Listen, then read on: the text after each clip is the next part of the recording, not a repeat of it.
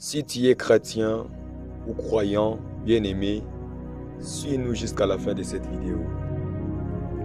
Nous sommes en train de continuer avec notre enseignement sur les stratégies des combats spirituels. Et aujourd'hui, nous allons parler sur le chapitre 1, la guerre invisible.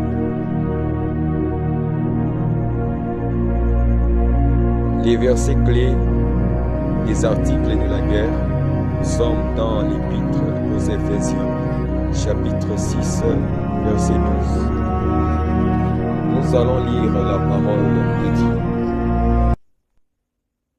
Car nous n'avons pas à lutter contre la chair et le sang, mais contre les dominations, contre les autorités, contre les princes de ce monde des ténèbres, contre les esprits méchants dans les lieux célestes. L'introduction sur notre premier chapitre.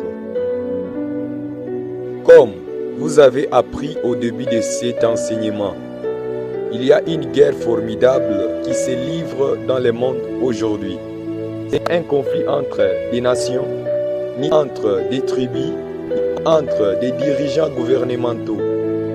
Ce n'est pas une rébellion ni un coup d'État. C'est une bataille dans le monde spirituel. Ce chapitre présente la guerre invisible qui préoccupe tous les croyants. C'est une guerre où personne n'est épargné. Les dossiers historiques et prophétiques de cette guerre se trouvent dans la parole de Dieu, la Bible. Les mondes spirituels et naturels.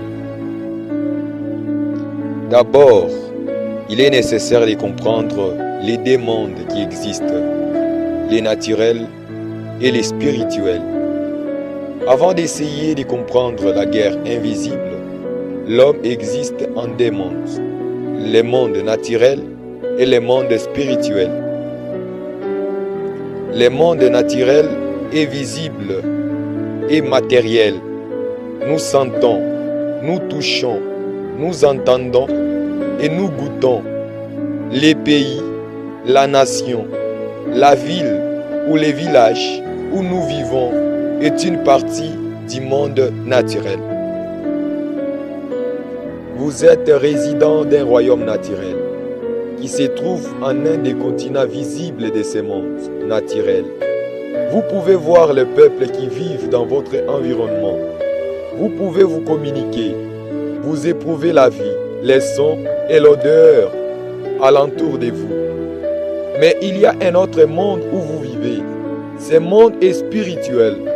Vous ne pouvez le voir, mais il existe en vérité comme le monde naturel. Paul parle de cette division du monde et du spirituel. 1 Corinthiens chapitre 15, verset 40. La Bible nous dit qu'il y a aussi des corps célestes et des corps terrestres. Mais autre est l'éclat des corps célestes, autre celui des corps terrestres. Tous les hommes ont des corps terrestres et vivent dans le monde naturel. Mais l'homme est aussi un être spirituel avec une âme et l'esprit éternel. L'homme est constitué du corps, de l'âme et de l'esprit. L'âme et l'esprit appartiennent au monde spirituel comme le corps appartient au monde naturel. Merci bien-aimés de nous avoir suivis du début jusqu'à la fin. Que les Très-Hauts puissent vous bénir. Et à la prochaine numéro où nous allons parler sur les discernements spirituels. À plus.